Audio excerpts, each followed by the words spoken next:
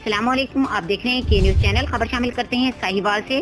साहिवाल थाना फतेहशहर की तरफ से चादर और चारदीवारी के तकद्दुस की पामाली, औरतों को हिरासा किया गया और बदतमीजी की गई। मजीद जानते हैं हमारे नुमाइंदे महबूब चौधरी से। जी महबूब, बताइएगा।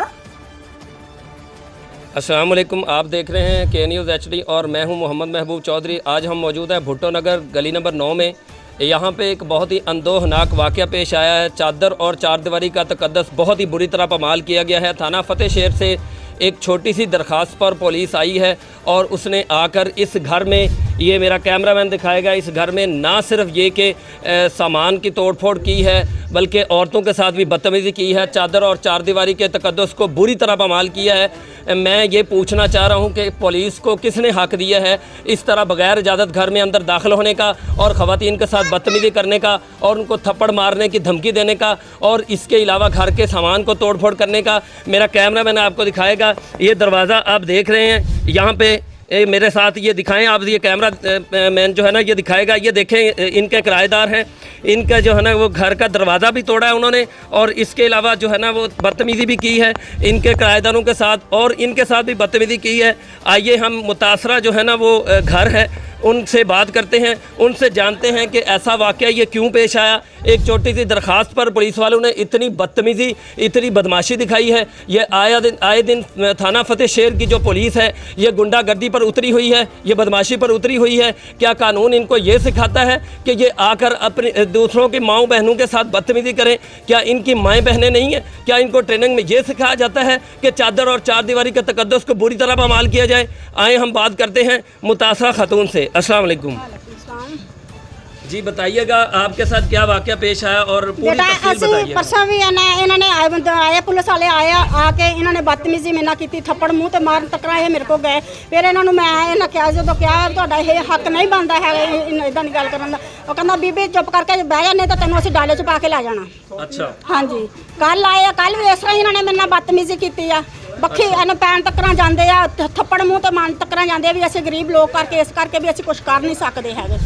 इस वजह तो कितने पुलिस वाले कितने लोग थे? 6 ने पुलिस वाले सी, 6 है रेंजर वाले, कालियां वर्दियां वाले। अच्छा अच्छा। उन्होंने आन के इन्नी क बदतमीजी की, गंदियां गालां इस तरह दी कड्डियां जड़ियां सुनियां नहीं जांदियां हैगियां। आपके साथ भी बदतमीजी की, थप्पड़ मारने का उन्होंने कहा है? जी। अच्छा। मेरिया नौवां बैठियां सी, सिरों नंगी असीं बैठे सी अंदर चारदीवारी दे विच। आए उन्होंने दरवाज़ा कोई नहीं खड़काया हैगा, अंदर नस गए जाके तो बदतमीजी करन लग पे। मेरिया 2 नौवां सी, बेटी सी, मैं सी, असीं सिरों नंगे बैठे सी चारदीवारी च अपनी। उन्होंने आन के इन्नी क बदतमीजी की, हद तो ज़्यादा। सही है। पहले कितनी बार वो बदतमीजी कर चुके हैं आपके साथ? पहले कितनी बार आ चुके? 2 दफा अगे की, तीसरी दफा अज उन्होंने मेरे नाल की हैगी आ। अच्छा, यानी कि वो बगैर इजाजत के? हाँ जी, दरवाजा भी हाँ जी, दरवाजा भी नहीं खड़काते, बिला उस तरह ही नस जाते अंदर। ठीक है। हाँ जी। और क्या कह के जाते हैं, कहते क्या हैं वो धमकियां लगाते हैं भी बेटा अपना तुसीं उत्थे पेश करो, जड़ा नहीं तो असीं तुहानूं चुक के लै जाना, मैं तैनूं डाले च पा के लै जाना। कल भी उन्होंने इस तरह कहा असीं तुहानूं डाले च पा के लै जाना, तुसीं जे नहीं आना मसलन अपना बेटा पेश करना। असीं कहा भी साडे बच्चे दी गलती दसो, पहले बच्चे दी गलती कोई नहीं हैगी, जेड़ा गलती करदा तुसीं ओनूं जाके फड़ो। उन्होंने कहा नहीं जी तुहाडा बच्चा नाल हैगा वा। उस उन्होंने कसम भी मैं दित्ती है, मैं कहा कसम चका लो जिस तरह दी मर्जी, जे मेरा बेटा नाल होवे। ना परसों सी मेरा बेटा नाल, ना कल सीगा। उन्होंने आन के 3 दफा उन्होंने साडे वाले पुलिस घलाई आ, तो पुलिस ने इन्नी क बदतमीजी की, मूँह ते थप्पड़ मारन तक्कर जाते आ। सही है, ठीक है। आज 3 दफा, तीसरी दफा हो गई। अज तो हदों ज़्यादा तुहाडे सामने देखिया ना तुसीं की हालात होए पे आ। बिल्कुल मैं देख चुका हूं। हाँ जी, असीं गरीब लोग आ, असीं इन्हां दा मुकाबला नहीं कर सकते पुलिस वाले। सही है। आपकी क्या अपील है कमिश्नर साहिवाल से? आप क्या अपील करना चाहते हैं? जो मैसेज आप देना चाहते हैं वो आप दें, मैसेज दें। असी ये मैसेज मैं ये दे रही हूँ भी मैनू सानू इंसाफ होना चाहिए। ना मेरे बेटे की गलती है कोई, जड़ा उठता फटाफट आके पुलिस ले आंदा जी बे मसलन है ना, तुसीं इस तरह होई तो इस तरह होई। ठीक है। हाँ जी, सानू इंसाफ मिलना चाहिए। ठीक है। जिस तरह असीं सिरों नंगियां बैठियां सी, इन्हां दियां मावां भैणां होण, कोई जावे तो उन्हां नूं की महसूस होएगा? बिल्कुल सही बात है, बिल्कुल सही है। ना कोई मेरा बेटा घर सी, ना मेरा मियाँ घर सीगा। मेरा मियाँ दिल दा मरीज आ, हरनियां उन्हां दे पित्ते च पत्थरियां, वो आ बेचारा मरण पैर पिया होया वा। इन्ना क जलील कर दे, 3 दिन हो गए सानू जलील करदियां इन्हां नूं। हाँ जी, ठीक है, मेहरबानी।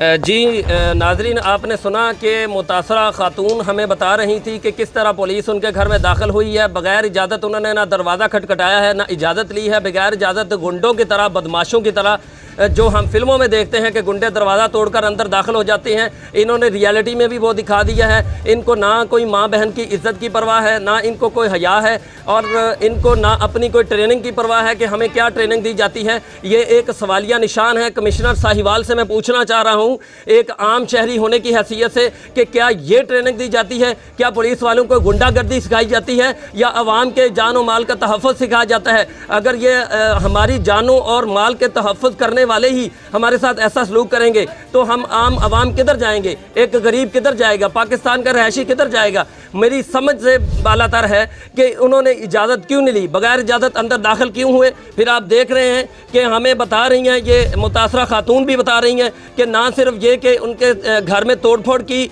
उनका दरवाज़ा तोड़ा, उनका जो है ना सामान बखेरा, बल्कि उनके साथ बदतमीज़ी भी की, उनको गालियाँ भी बकीं। क्या ये ट्रेनिंग है? अगर ये ट्रेनिंग है तो हम पुलिस से बगैर ही बेहतर हैं। हम अपना तहफ़्फ़ुज़ खुद कर सकते हैं, हम अपनी जान की भी खुद तहफ़्फ़ुज़ कर सकते हैं, अपने माल का भी तहफ़्फ़ुज़ कर सकते हैं। मेरी अपील है, इनका मैं आवाज़ बनना चाहता हूँ। के न्यूज़ एक आवाज़ बुलंद करता है कमिश्नर साहिवाल से कि खुदारा हमें इस पाकिस्तान का बशिंदा होने की हैसियत से तहफ़्फ़ुज़ फराहम किया जाए। जो इन लोगों ने, इस पुलिस के अफसरान ने या पुलिस के करिंदों ने इन खातून के साथ बदतमीज़ी की है या इस घर के बाशिंदों के साथ बदतमीज़ी की है, उनको कड़ी से कड़ी सज़ा मिलनी चाहिए, ताकि ये अगले लोगों के लिए, यानी कि आने वाले लोगों के लिए भी इबरत का निशान बन सकें। जी।